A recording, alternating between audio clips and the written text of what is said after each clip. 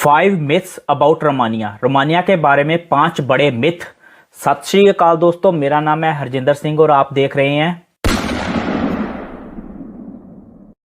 Boundless Sing।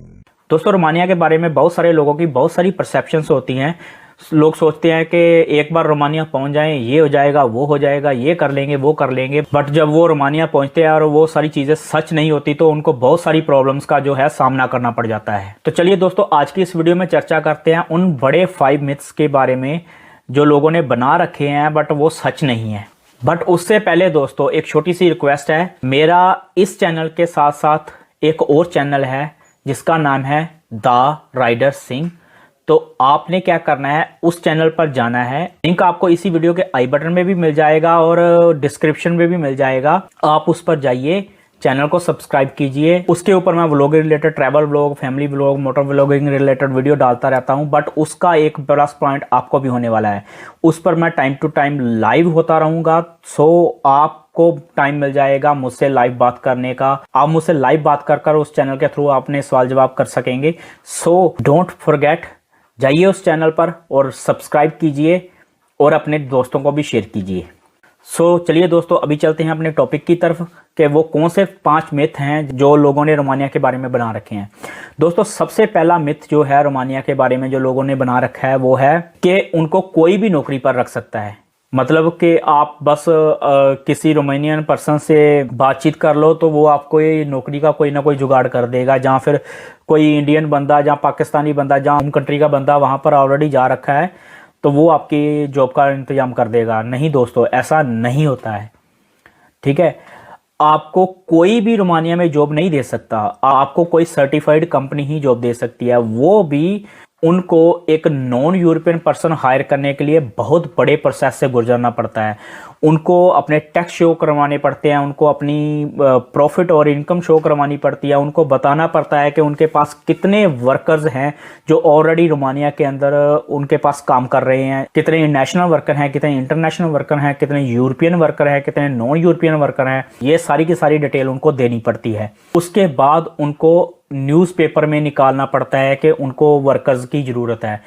ये newspaper के साथ साथ उनको पेपर वर्क बहुत सारा करना पड़ता है। अगर वो एक नॉन यूरोपियन बंदा हायर करना चाहते हैं तो उनको पहले गवर्नमेंट को ये बताना पड़ेगा कि क्यों वो नॉन यूरोपियन बंदा ही हायर करना चाहते हैं। उनको अपने देश में, रोमानिया में, जहाँ यूरोप में ऐसा कोई बंदा क्यों नहीं मिला उनकी ट्रेड के अकॉर्डिंग, उनके हिसाब से काम करने वाला। सो ये सारी डिटेल उनको देनी पड़ती है और उसके बाद वो जो है आपका वर्क परमिट जो है अप्लाई कर सकते हैं। सो ये किसी का भी काम नहीं है कि कोई भी आपका वर्क वीज़ा है जो लगवा देगा।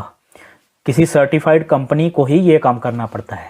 सो काफ़ी कॉम्प्लिकेटेड है ये प्रोसेस। दूसरा एक मिथ बन रखा है कि एक बार रोमानिया पहुंच जाएं, बाद में अगर कंपनी ना भी अच्छी हुई तो कंपनी झट से चेंज कर लेंगे। हाँ, नो डाउट कि मैंने भी इस टॉपिक पर वीडियो बना रखी है, बट उसकी डिटेल को आपको समझना पड़ेगा। ये चीज़ मैं उनके लिए बोलना चाहता हूँ जो लोग सोचते हैं ना कि आज इस कंपनी में चले जाएंगे, कल उस कंपनी में चले जाएंगे, परसों तीसरी कंपनी में चले जाएंगे। तो ये ऐसा नहीं होता है। क्या होगा कि जिस कंपनी में आए हो उस कंपनी में आपको काम करना पड़ेगा। अगर आप उसमें काम नहीं करना चाहते और आपको एक बेटर जॉब अपॉर्चुनिटी किसी और कंपनी में मिल रही है तो ऐसा नहीं है कि ऐसे ही आप उठकर दूसरी कंपनी में चले जाओगे। उसके लिए आपको पहले अपने पहले एम्प्लॉयर से रिलीज लेटर लेना पड़ेगा, फिर उसकी सहमति लेनी पड़ेगी और फिर जाकर आप दूसरी जगह पर जाकर अपनी जॉब के लिए अप्लाई करोगे और उस एम्प्लॉयर से भी आपको फिर से वर्क कॉन्ट्रैक्ट लेना पड़ेगा। ये प्रोसेस ऐसा है कि जब आप अपनी होम कंट्री से आते हो ना तो आपके नाम का एक आविज़े मुनका वर्क परमिट निकलता है, जिस पर स्पेसिफिक कंपनी का नाम लिखा होता है, स्पेसिफिक प्लेस जहां पर आप जाने वाले हैं उसका नाम लिखा होता है, आपके ट्रैवल डॉक्यूमेंट मतलब कि आपके पासपोर्ट का नंबर लिखा होता है, आपकी ट्रेड लिखी होती है। सो जिस ट्रेड में, जिस कंपनी में, जिस सिटी में आप जा रहे हो आपको वहीं जाना पड़ेगा। अगर आपको दूसरी जगह पर जाना है तो वो वर्क परमिट जो है फिर से कैंसिल होगा और फिर से नया वर्क परमिट उस दूसरी कंपनी में बनेगा। ये प्रोसेस थोड़ा पहले ही टफ था बट 2023 से ये और भी ज़्यादा टफ हो चुका है। 3 नए अपडेट्स आए हैं लेबर लॉ में। अभी वो अपडेट्स क्या हैं उसके बारे में आपको पूरी इंफॉर्मेशन जो है ना वो मेरी एक वीडियो पर मिल जाएगी। उस वीडियो का लिंक आपको इसी वीडियो के आई बटन में मिल जाएगा, तो आप उससे जाकर चेक कर सकते हैं और आपको सारे के सारे अपडेट्स उससे मिल जाएंगे कि क्या नए अपडेट आए हैं लेबर लॉ में रोमानिया के। अभी के लिए इतना बता दूं कि लेबर लॉ के जो नए अपडेट हैं उसकी वजह से ये जो प्रोसेस है ना जॉब चेंज करने का और भी ज़्यादा टफ हो चुका है। सो ये चीज़ तो भूल जाइए कि आप रोमानिया जाएंगे तो ऐसे ही मर्जी से कभी किसी कंपनी में जॉब चेंज कर लेंगे, कभी किसी कंपनी में जॉब चेंज कर लेंगे।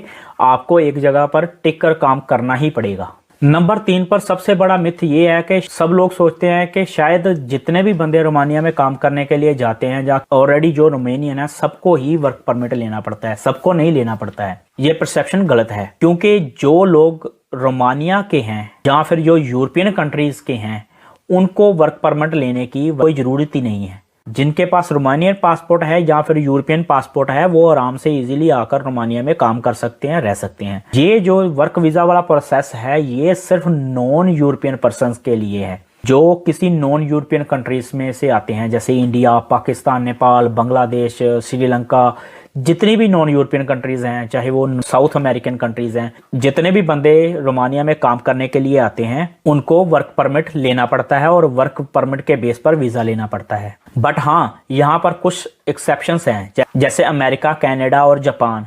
ये 3 देश ऐसे हैं जिनके लोगों को रोमानिया में आकर रहने के लिए, बिजनेस करने के लिए, काम करने के लिए कोई वीज़ा या कोई वर्क परमिट या कोई बिजनेस परमिट कुछ नहीं लेने की ज़रूरत।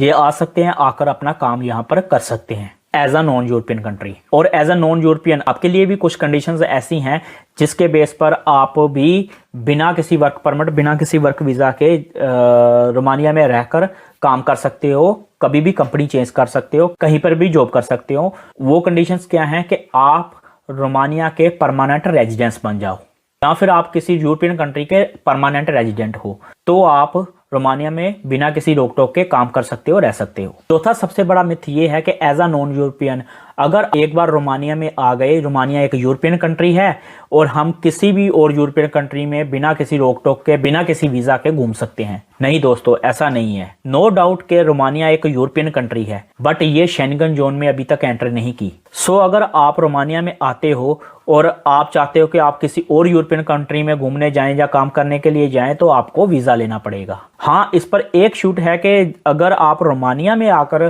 किसी और यूरोपियन कंट्री के वीजे के लिए अप्लाई करोगे तो आपका जो काम है, जो आपका प्रोसेस है, किसी नॉन यूरोपियन कंट्री के मुकाबले में ज्यादा जल्दी हो जाएगा। बट वीजा तो आपको लेना पड़ेगा। पर ऐसा नहीं है कि हर यूरोपियन कंट्री में जाने के लिए आपको वीजा ही लेना पड़ेगा। कुछ देश ऐसे हैं जो आपको विदाउट वीजा एंट्री देते हैं अपनी कंट्री में अगर आप रोमानिया के रेजिडेंट हो, जैसे कि साइप्रस, बुल्गारिया एंड सर्बिया। ये 3 देश ऐसे हैं कि अगर आप रोमानिया के रेजिडेंट हो, आप रोमानिया में काम कर रहे हो तो इन देशों में जाकर बिना किसी वीजा के, बिना किसी रोक टोक के घूम फिर कर आ सकते हो। बट हाँ, आपको बॉर्डर पर इमिग्रेशन की तरफ से थोड़ी बहुत क्वेश्चनिंग तो की ही जाएगी। पर अगर आपको रोमानिया के पीआर मिल जाए फिर तो आपके लिए सब कुछ ओपन है। फिर आप किसी भी यूरोपियन कंट्री में जा सकते हो, वहां पर रह सकते हो, काम कर सकते हो, फिर आपको कोई रोक टोक नहीं है। बट ये होगा रोमानियन पीआर के बाद। अभी पीआर रोमानिया में कैसे लेनी है उसके ऊपर भी मैंने एक वीडियो बना रखी है। वो वीडियो आपको इसी वीडियो के आई बटन में मिल जाएगी। सो आप वो चेक कर सकते हैं और आपको पूरी इंफॉर्मेशन मिल जाएगी कि क्या क्या प्रोसेस होता है पीआर का और आपने कैसे अपने आप को पीआर के लिए प्रिपेयर करना है। 5वीं सबसे बड़ी मिथ ये है कि कुछ लोग सोचते हैं कि एक बार वो रोमानिया में वर्क वीजा पर आ जाएं, उसके बाद जब तक कंपनी का कॉन्ट्रैक्ट खत्म नहीं होगा उनको कोई प्रॉब्लम नहीं है, वो आराम से रह सकते हैं, अपना काम कर सकते हैं। नहीं दोस्तों, ऐसा नहीं है। रोमानिया का जो वर्क वीजा लगता है उसके ऊपर क्लियरली लिखा होता है कि ये जो वीजा है सिर्फ 6 महीने 180 दिन के लिए वैलिड है। मोस्टली 180 दिन का ही मिलता है। कई केसेस में कुछ लोगों को 9 महीने का भी मिला है बट मोस्टली 6 महीने का 180 दिन का ही होता है। और इस पर आपको 2 एंट्री मिलती हैं। मतलब एक बार आप रोमानिया चले गए, आपको कोई अपनी होम कंट्री में कोई काम पड़ गया तो आपको वापस आना पड़ा तो आप दोबारा फिर से रोमानिया जा सकते हैं। 2 एंट्रीज मिलती हैं। 180 दिन का वीजा है और इस पर 2 एंट्रीज होती हैं। बट 180 दिन का मतलब ये नहीं है कि आप रोमानिया में जब फर्स्ट टाइम एंटर किए तब से 180 दिन तक आप वहां पर रह सकते हैं या 6 महीने रह सकते हैं। 180 दिन का मतलब है कि इस 180 दिन में आपको उधर एंटर करना है एक बार। जब आप एक बार एंटर कर जाते हो रोमानिया के अंदर, फिर वो जो वीजा है सिर्फ 90 दिन के लिए वैलिड रहता है। मानो आज आपका वीजा आता है और अगले दिन आप एंटर कर जाते हो रोमानिया में, तो ये नहीं है कि आपको 6 महीने तक की परमिशन मिल गई, नहीं, आपको सिर्फ 90 डेज की परमिशन है। उस 90 डेज के अंदर आपको लेनी है वहां की टीआरसी, टेम्पररी रेजिडेंस कार्ड, जहां फिर जिसे बोलते हैं परमिशदे शेदेरे। वो परमिशदे शेदेरे जो है 1 साल के लिए वैलिड होता है।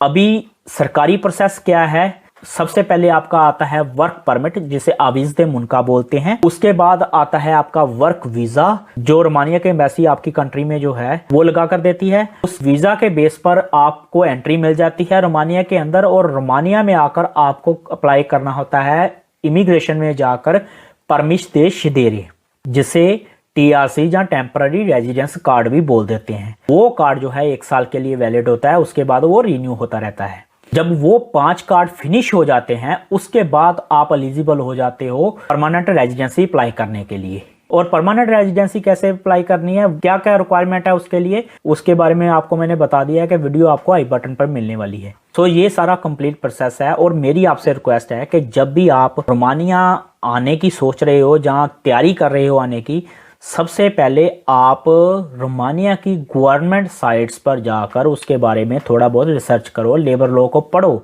एजेंट के भरोसे मत रहो, खुद से थोड़ी बहुत रिसर्च करो और पता करो कि वहाँ के लेबर लॉज क्या कहते हैं, वहाँ के इमिग्रेशन रिलेटेड लॉज क्या कहते हैं, तो उनको थोड़ा समझो, ना कि किसी के बताए मिथ पर कोई भरोसा करो। मैंने इन मिथ्यों पर इसलिए वीडियो बनाई क्योंकि मुझे काफ़ी सारे मैसेजेस इन मिथ्यों के रिगार्डिंग आ रहे थे।